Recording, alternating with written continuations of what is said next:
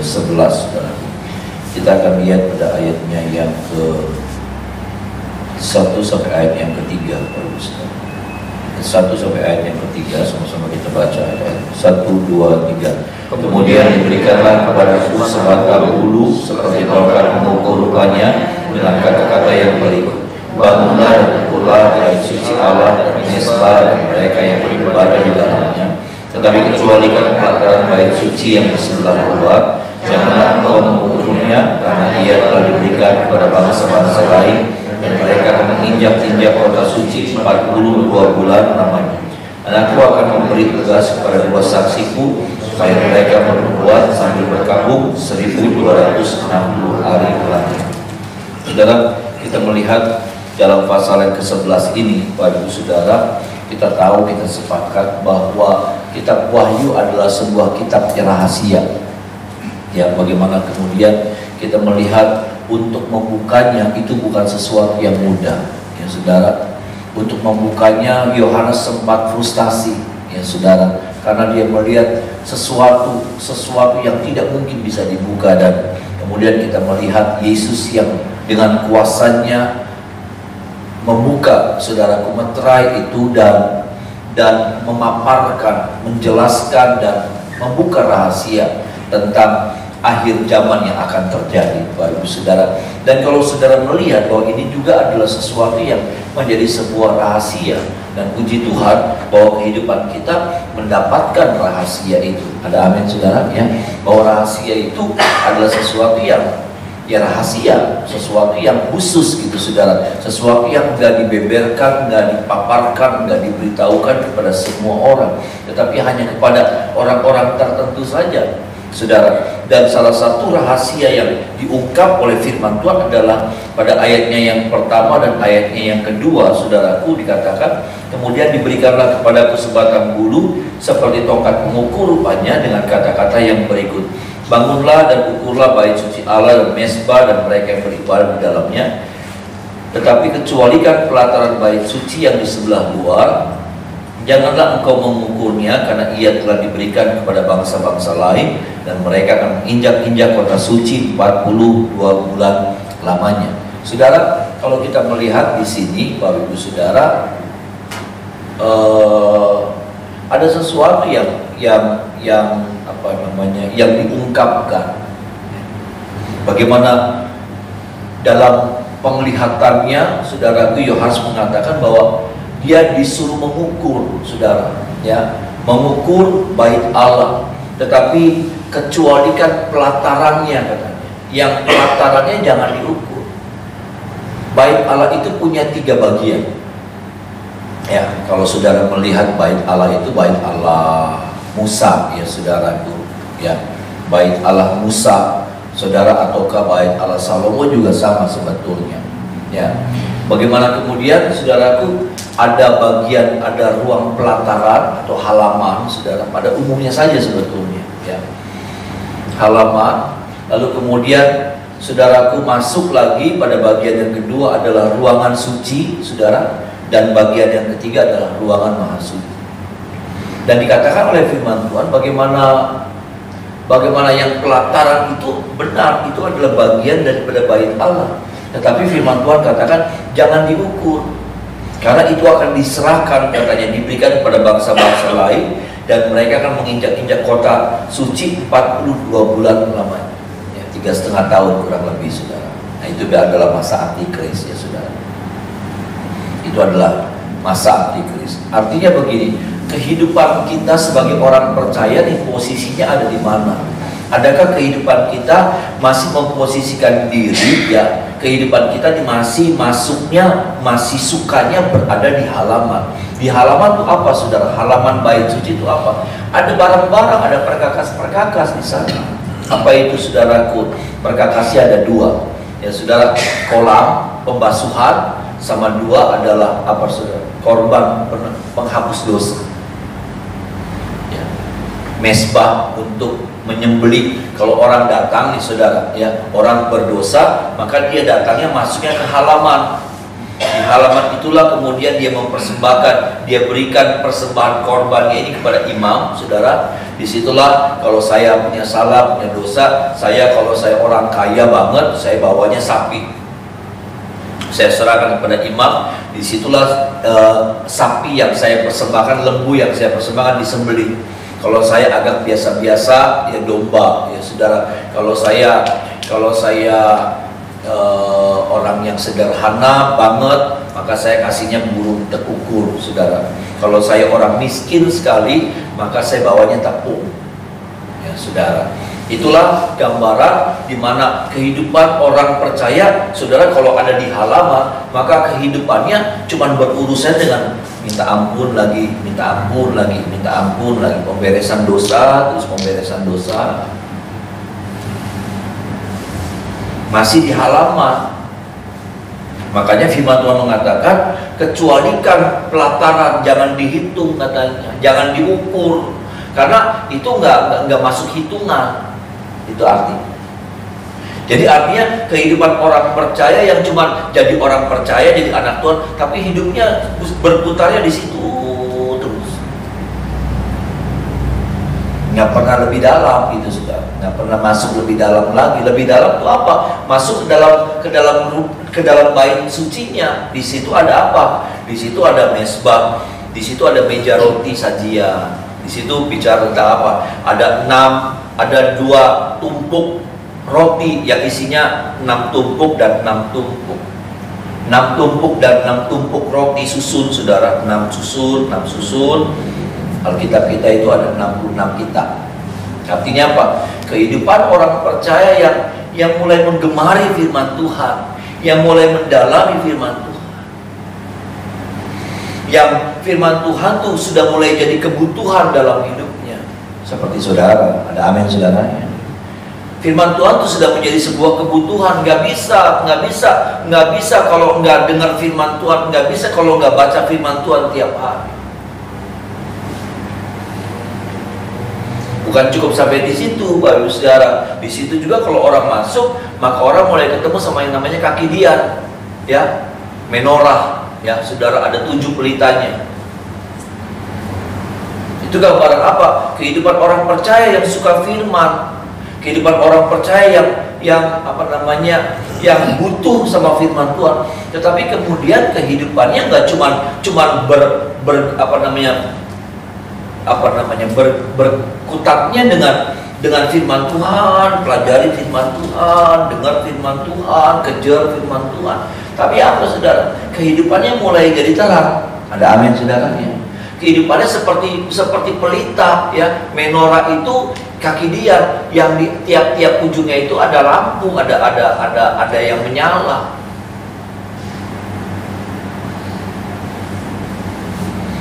Kehidupan kekristenannya sudah mulai jadi terang. Kehidupan kekristenan, perkataannya mulai jadi berkat, perilakunya mulai jadi berkat. Sekali lagi, nggak cuma di luar, urusannya sama apa? Sama minta ampun dosa, minta ampun dosa. Makanya ada banyak orang seneng kalau perjamuan suci. Kenapa? Dosanya diampuni. Nggak salah. Tapi kehidupan kita harus beranjak lebih dalam lagi. Ada amin, saudara. Kenapa? Karena nanti firman Tuhan katakan, kalau kita cuma ada di halaman, ya, kita pikir kita sudah jadi orang Kristen, kita pikir kita sudah jadi anak Tuhan, tapi kehidupan kita nggak pernah masuk lebih dalam lagi di dalam Tuhan, nggak pernah serius sama Tuhan. Itu loh, saudara. Nggak pernah sungguh-sungguh sama Tuhan. Tuhan tuh cuma jadi ban serep. Kalau lagi butuh datang sama Tuhan, kalau lagi terkapar baru panggil Tuhan, kalau lagi nggak berdaya baru panggil Tuhan. Maaf, saudara. Masalahnya nanti ujungnya adalah apa? Orang-orang yang ada di area itu nggak akan dihitung, nggak akan diukur. Artinya nggak akan diperhitungkan, saudara. Ngeri loh, saudara. Itulah sebabnya saya cuma mau bilang, serius sama Tuhan tuh itu sebuah keharusan. Sungguh-sungguh di dalam Tuhan tuh itu sebuah keharusan. Ada amin, saudara? Serius sama Tuhan tuh itu tuh bukan kalau bisa, enggak. Karena nantinya nih, saudara, pasal 11 ini akan diberlakukan. Pasal 11 kitab Wahyu ini akan diberlakukan bahwa orang-orang yang cuma ikut Tuhan, ya dibaptis, sudah dibaptis. Karena di situ di pelataran juga ada kolam pembasuhan, saudara. Ada kolam pembasuhan bagus, saudara. Di situ ada mesbah korban, pengampunan dosa, ya. Tapi cuma sampai di situ aja, areanya cuma sampai di. Ada banyak Kristen, ada banyak orang Kristen yang dibaptis. Saya ngebaptis kemarin waktu MCB, sudah ya berapa puluh orang saya sudah baptis. Tapi maaf saudaraku, saya nggak terlalu melihat tuh ada orang-orang yang antusias banget gitu, yang sungguh-sungguh banget sama Tuhan. Padahal gereja sudah mendorong sedemikian rupa. Gereja sudah mengarahkan sedemikian rupa, mengkondisikan sedemikian rupa. Dulu orang dibaptis cuma asal dibaptis, besok dibaptis, besok ada baptisan, bisa paginya, bisa malamnya pengen dibaptis. Bu ngerti ya enggak baptisan ya nggak ngerti. Sekarang orang diajar apa itu yang namanya kekristenan, masuk di FCB, saudaraku, kehidupan Kristen itu seperti apa, awalnya seperti apa, terus beranjak. Tapi ada banyak orang yang nggak peduli, kurang peduli, kurang tertarik. Jangan sampai kemudian saudara ya, bukan terbuat saudara tentunya ya. Tetapi jangan sampai kemudian ada orang-orang yang kemudian sepertinya sudah jadi Kristen tapi nggak diperhitungkan, nggak masuk hitungan gitu, saudara, nggak masuk hitungan.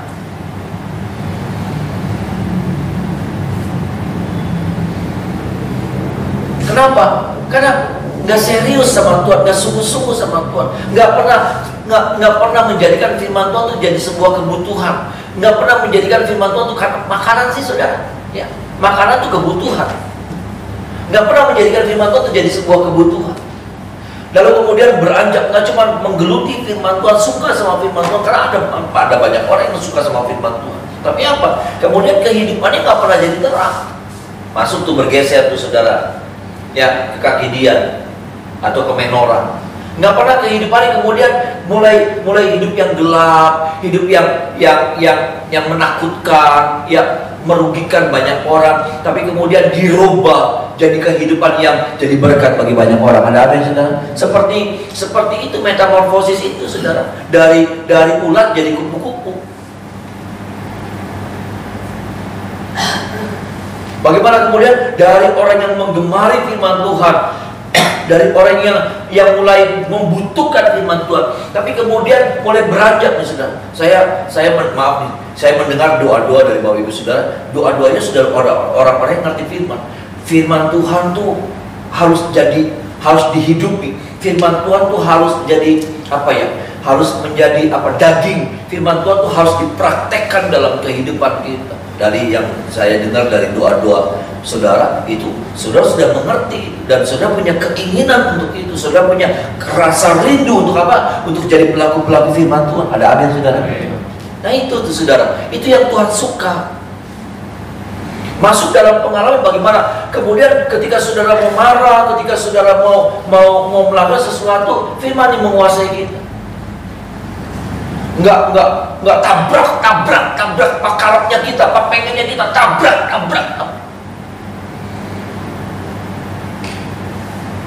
Orang yang ngerti firman Tuhan, orang yang dengar firman, orang yang dapatin firman Tuhan, bukankah kemudian orang-orang seperti itu juga akan berhadapan dengan pilihan?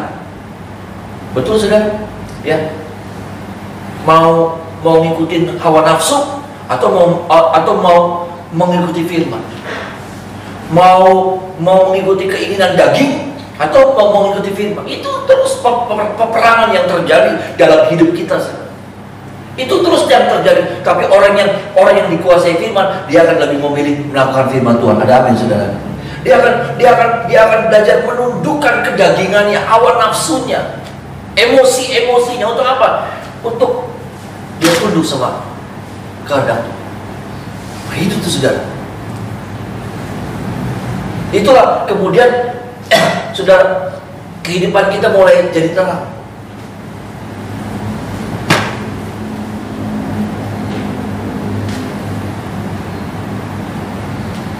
Sampai kemudian kalau seseorang beranjak lagi di dalam apa namanya saudara, ruangan suci, ya, ruangan suci, orang itu akan ketemu sama yang namanya mesbah dupa. Apa itu mesbah dupa? Saudara, ya penyembahan, ya, penyembahan saudara,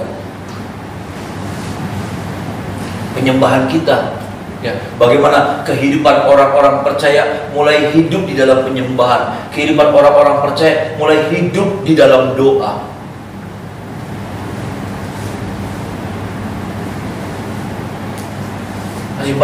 Masih terlalu banyak orang-orang menganggap berdoa itu nggak penting. Masih banyak orang-orang menganggap bahwa doa itu buang-buang waktu. Masih banyak orang-orang menganggap bahwa doa itu apa sih, nggak ada artinya. Saudara, doa itu kekuatan Allah. Ada amin saudara. Kita berdoa itu kita sedang menghadirkan kekuatan Allah. Maaf ya saudara, saudara bisa bayangin nggak orang kalau lagi cari pesugihan, orang kalau cari lagi bertapa, ya, orang bertapa dia aja dapat ilmu loh, iya kan? Orang bertapa nih saudara, ya, di goa, di mana gitu saudara, itu bertapa itu dapat sesuatu. Enggak, ini sih kita lagi bicara dunia nih saudara, ya. Apalagi kita apa? Kita lagi menghadap raja segala raja. Ada amin saudara. Tuhan di atas segala Tuhan. Ada amin saudara. Kita lagi menghadap Tuhan. Kita lagi sujud saudara. Orang yang bertapa saja mau ngapain itu saudara? Jadi katanya ada jadi kemasukan apa? Jadi ada kekuatan apa? Jadi kita tuh lagi berdoa tuh, kita lagi menghadap Allah yang Maha Kuasa, Raja di Raja, Allah apa namanya saudara, Allah pencipta segala alam semesta raya. Allah yang di dalamnya semuanya, di dalamnya ada semua kebutuhan saya dan saudara. Amin. Di dalamnya itu mampu memenuhi segala kebutuhan saya dan saudara.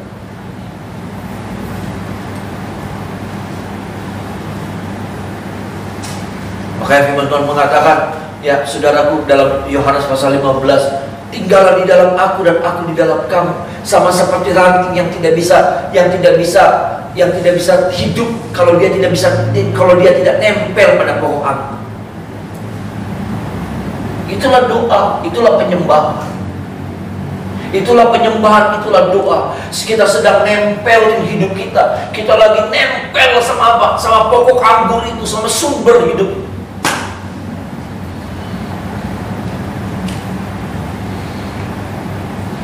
Saya nggak bisa ngebayangin kalau saya nggak suka nempel sama Tuhan. Saya nggak bisa ngebayang. Saya bisa tumbuh, saya bisa berdaun, ya, ranting ini bisa berdaun, ranting yang nggak ada artinya ini bisa kemudian ngeluarin buah, keluarin bunga dulu lalu ngeluarin buah. Karena ranting ini, hidup saya ini saya belajar tempelin sama pokok anggur. Kalau saya nggak nempel sama pokok anggur itu kayak apa ranting ini? Sudah ranting yang pada artinya jadi kering nanti. Dalam situasi apapun saudara, engkau akan dibedakan hidupmu oleh Tuhan kalau hidupmu suka nempel sama Tuhan. Iya. Kekuatan saya cuma pada waktu saya nempel sama Tuhan. Itu aja. Saudara mau cari tahu kekuatan saya, kelebihan saya, nggak ada. Nggak.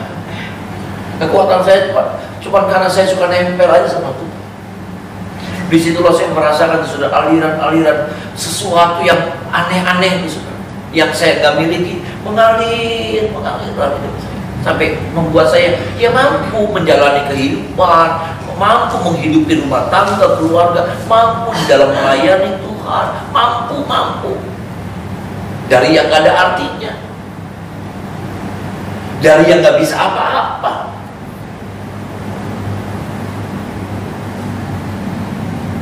Hari-hari ke depan, kalau saudara mau tetap tegar, kuat, berkemenangan, cuma satu saja, nempel sama Tuhan.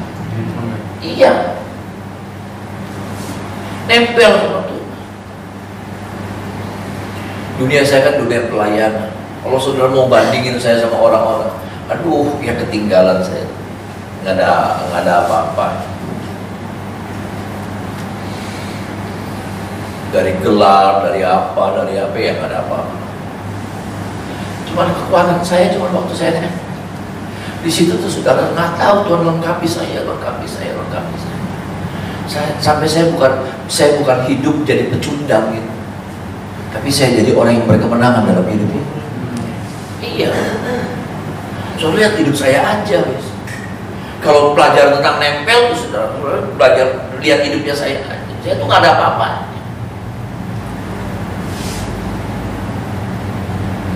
Kekuatan saya cuma satu, suka nempel sama Tuhan. Saya mau bilang begini lagi, saudara. Saya harus katakan, ke depan kalau sudah mau tegar nih, mau berkemenangan dalam hidup nih, saudara, ya, mau tetap eksis, saudara, nggak ditenggelamkan sama keadaan dunia yang tambah kacau balau, krisis, apalah, saudara. Saya coba mau ajak saudara, nempel sama Tuhan. Ada amin, saudara. Nempel sama Tuhan, itu aja. Saudara boleh punya pengetahuan banyak, tapi saya cuma bilang begini, orang yang pintar tuh banyak, saudara. Orang pintar tuh sudah yang jauh lebih pintar ribuan kali dari saudara tuh banyak. Saudara mau saingan pintar sama mereka, saudara kalah. Ayo, apalagi mau bandingin pengalaman sama mereka, saudara kalah. Mau apa? Mau lawan mereka, mau lawan pakai modal, saudara kalah.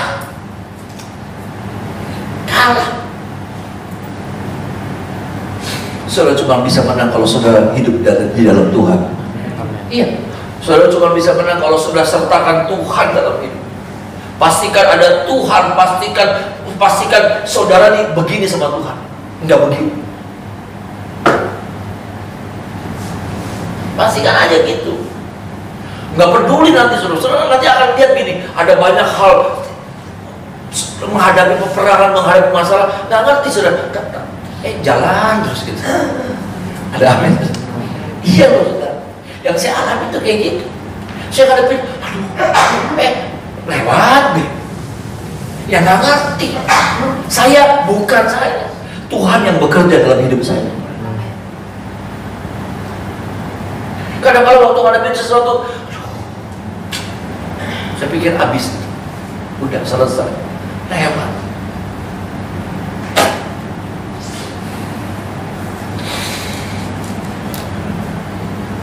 Saya bukan lagi memuliakan saya cuma lagi kesaksian bahwa saudara harus menghidupi, saudara harus hidup seperti itu. Kalau saudara mau apa? Kalau saudara mau menang dalam hidup ini, persaingan hidup semakin berat loh saudara. Betul saudara, persaingan hidup semakin berat. Kita yang umur sudah segini nih saudara, di bawah kita ada umur yang muda yang masih, waduh, ininya nih saudara, masih kinclong otaknya. Hari kita mau saudara blolo, pikir, diajak ngobrol, mau ngomong apa? Mereka celing, ya, kayak kijang loncat-loncat. Hari kita masih cekel-cekelan baritan Anda. Ya Anda, cekelan Anda. Ya dulu kita nggak butuh cekelan Anda, ya cekelan Anda. Sekian mulai butuh cekelan Anda, ya. Budu cuma mana yang mudune kan hati-hati, bawa kata kepelaran. Ya. Iya, di bawah kita tuh ada orang-orang yang, waduh, kayak fresh from the oven. Iya saudara. Ya. Ada anak muda. Maaf, dulu waktu kita nggak dimodalin, saudara nggak dimodalin sama orang tua, ya kan, kerja deh. Sekarang mereka dengan kepintaran, tapi di belakang mereka ada papi, maminya mereka yang finansialnya tuh gede gitu. Belum lagi ditambah sama koneksi, belum ditambah lagi sama apa, kemampuan mereka dalam berteknologi itu, saudara, IT-nya mereka. IT itu sekarang punya peran penting. Tapi enggak takut, jangan takut. Ada Tuhan dalam hidup saudara. Engkau dan saya pasti berkemenangan. Amin saudara. Cuman itu kunci. Hukum itu, rumus itu rumus yang tidak terkalahkan oleh kekuatan apapun juga. Amin. Benar sih. Rumus itu tuh rumus yang orang anggap rumus apa?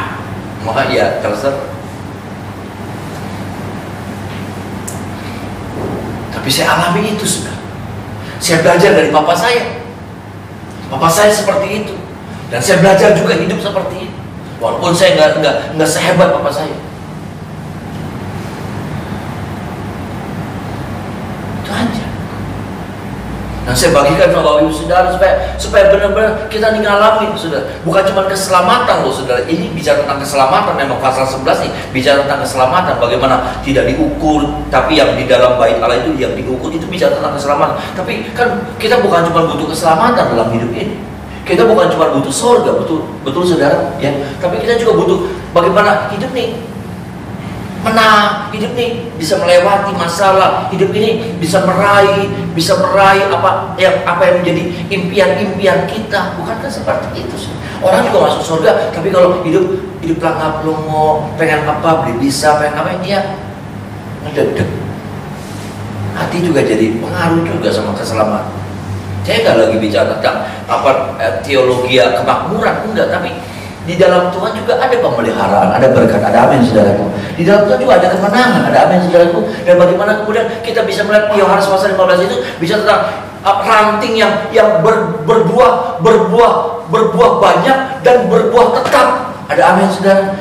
Kehidupan yang nempel sama Tuhan tuh, dia bukan cuma berbuah, tapi dia berbuah lebat, berbuah yang terbaik. Artinya apa? Rasanya manis, buahnya banyak, nggak cuma prit. Dan yang hebatnya lagi nih saudara, ini yang susah nih saudara. Di firman Tuhan katakan Yohanes 15, kalau dia berbuah, dia akan berbuah tetap. Ada amin saudara. Berbuah tetap itu susah. Artinya apa? Sekarang berhasil, tahun ini berhasil, tahun depan masih berhasil, nanti tahun 2022 juga masih berhasil, tahun 2030 masih berhasil. Nah itu yang gak gampang. Ada banyak orang begini, berhasil, belum.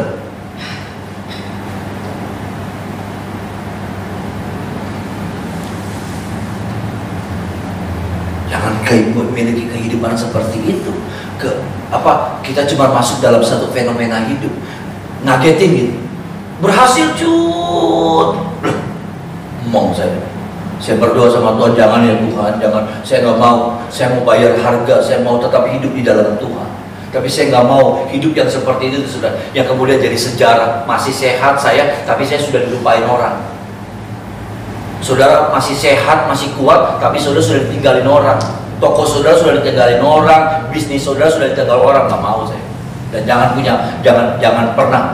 pernah mau seperti itu. Berbuah tetap itu nggak gampang. Tahun depan berbuah lagi, nanti berbuah lagi, nanti berbuah lagi. Ada yang bisa begitu? Ada. Ketika kita hidup di dalam Tuhan. Amin. Ketika kita hidup, nggak apa-apa kalau saudara hari-hari lagi nggak berbuah, nggak apa-apa. Bukan berarti saudara sudah tidak berbuah. Bisa jadi seperti itu, tapi bukan berarti kita udah nggak bisa berbuah lagi. Kalau nggak berbuah lagi tuh itu tuh sudah lewat musim. Tapi kalau saat seperti ini, seperti yang kondisi lagi menekan kita, nggak apa-apa. Tapi satu saat kalau kita tetap hidup di dalam Tuhan, kita akan tetap dimampukan oleh Tuhan untuk kita tetap berbuah banyak dan berbuah tetap. Ada amin saudara. Berbuah terus. Ya berdoa, bisnis saudara tetap diberkati oleh Tuhan. Bukan cuma tahun ini, tahun depan, seterusnya saudara, dalam nama Yesus. Bisnis saudara, apapun yang sudah kerjakan, ada amin saudara. Saya rindu saudara alami hidup yang seperti itu. Saya juga minta sama Tuhan, ya, yuk kita sama-sama berjuang ya saudara. Ada amin saudara. Ya, kita berjuang sama-sama yuk. Bukan cuma tentang itu. Maksudnya gini, kalau kita menempel sama Tuhan, kalau kita punya mesbah saudara, kita tuh nanti ujungnya apa? Kehidupan kita diukur masuk dalam hitungannya Tuhan. Bukan tentang berkatnya saja, tapi keselamatan juga kita akan dapat. Mari kita menyembah.